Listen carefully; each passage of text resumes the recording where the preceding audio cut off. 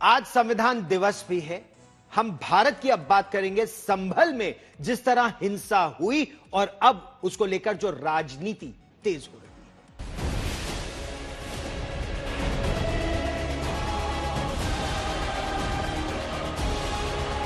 पूरी गलती है तो वो सरकार की है। एक थप्पड़ तुम मारोगे तो 5 तमाचे हम भी मारेंगे और जिस भाषा में तुम बोलोगे उस भाषा में हमारी सरकार जवाब देगी।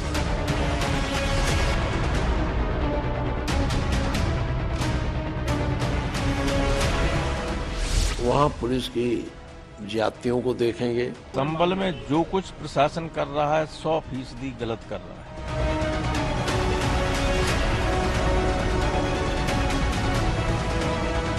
इकट्ठा होकर के अगर पथराव करेगी तो ऐसी परिस्थितियां होंगी तो उसके जिम्मेदार लोगों के खिलाफ कार्रवाई होनी चाहिए। वो 5 हत्यारे वो आजाद घूम रहे हैं।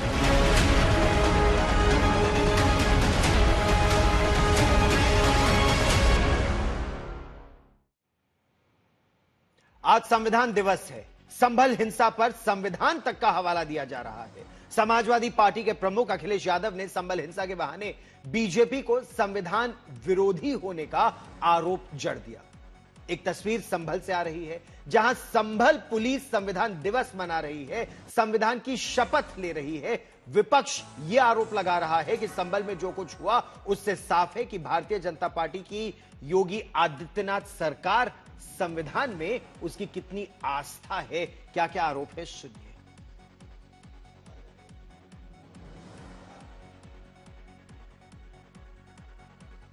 संविधान दिवस, उसके लिए बहुत बहुत बधाई देना चाहता हूं, मुबारकबाद देना चाहता हूं। जहां आज संविधान दिवस के दिन उत्सव मनाया जा रहा था।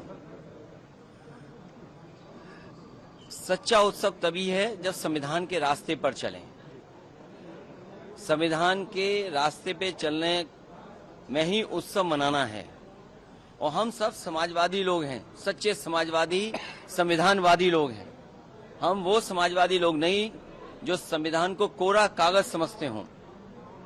ये संविधान जिसने हमें रास्ता दिखाया, बाबा साहब भीमराव अम्बेडकर जी का संविधान, जिससे हमें समय समय पे अधिकार मिलते हैं।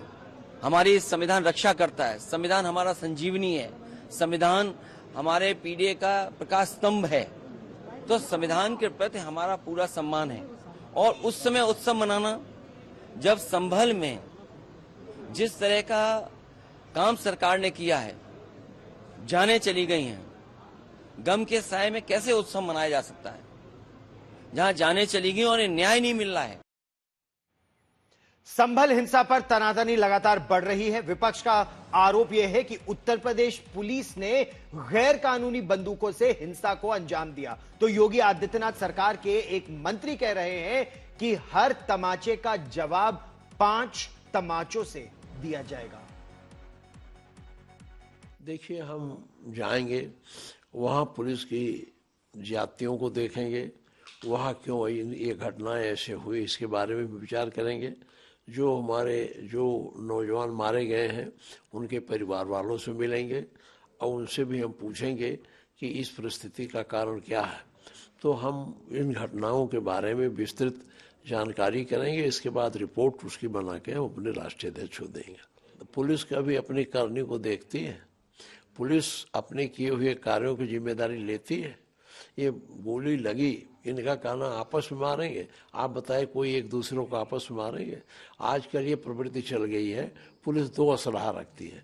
एक वो असलहा रखती है जो गैर कानूनी है और एक उनके पास सरकारी है। तो जहाँ गोली चलाना होता है, बहुत कम अवसर पर सरकारी असलहे चलाते नहीं, जो दूसरे प्रकार के असलहा रखते हैं उसी से गोली चलाते हैं।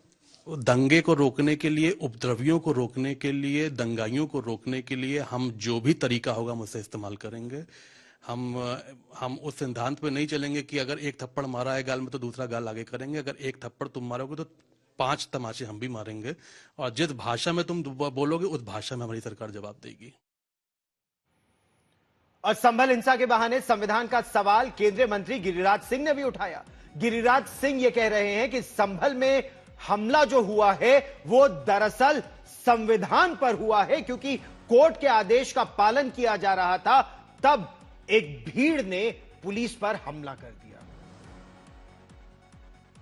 अगले दिन दंगाइयों को साथ लेकर के सर्वे टीम का आने का क्या मतलब है?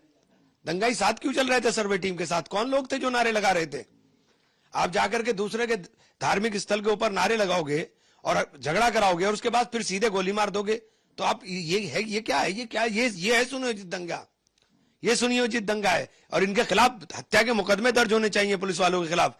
सीधे जब चाहेंगे जिस तरह चाहेंगे गोली मार देंगे। वहां पे सर्वे टीम पे हमला नहीं था, ये भारत के संविधान पर हमला था, भारत के लोकतंत्र पे हमला था। ये भारत को जलाना चाहते थे। इन लोगों ने कहा था कि भारत को बांग्लादेश बनाएंगे, ये संभल को बांग्लादेश बनाना चाहते थे। इसके लिए जिम्मेदार अगर है तो वहां का सांसद जिम्मेदार है, उस विधायक का बेटा जिम्मेदार है, वहां के कट्टरपंथी जिम्मेदार है। उत्तर प्रदेश पुलिस अभी इस बात की पड़ताल कर रही है कि अपने चेहरे पर नकाब लगाकर, मास्क पहनकर कौन से थे वो उपद्रवी जो वहां पर आए थे, कहां से आए थे।